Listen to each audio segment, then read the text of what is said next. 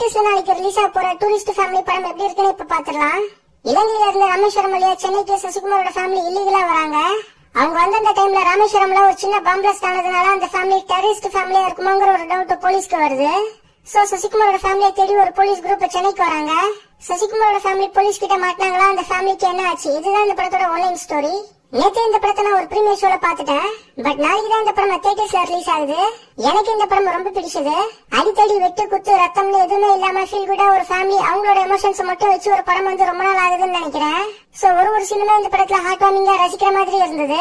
மெயினா இந்த படத்துல காமிக்கிறது என்னன்னா, சசிகுமாரோட ஃபேமிலி எப்படிப்பட்ட ஒரு ஃபேமிலி, அந்த ஏரியால உள்ள மக்களோட அந்த ஃபேமிலி எப்படி பழகுறாங்க, இதை வச்சுதான் ஸ்டோரி போகும்.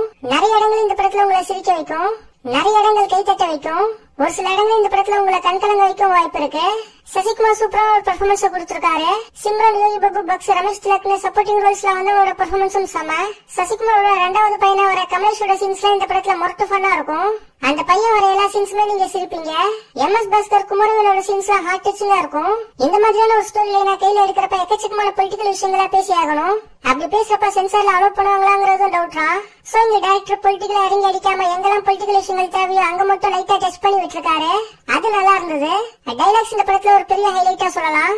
சசிகுமாருக்கு அயோத்தி எப்படி எல்லாருக்கும் பிடிச்ச மாதிரியான ஒரு படமா இருந்தது, அதே மாதிரி இந்த டூரிஸ்ட் ஃபேமிலி எல்லாருக்கும் பிடிச்ச மாதிரியான ஒரு படமா இருக்கும்னு கண்டிப்பா நான் சொல்லுவேன். எந்த ஒரு அடல் கண்டனும் இல்லாம நீட்டா ஒரு ஃபீல் குடான மூவி பார்க்கணும்னு நினைக்கிறவங்க கண்டிப்பா இந்த படத்தை நீங்க ட்ரை பண்ணலாம். என்னோட ஹைலி ரெக்கமெண்டட் மூவி இது. ஒருத்தான மூவி மிஸ் பண்ணாதீங்க.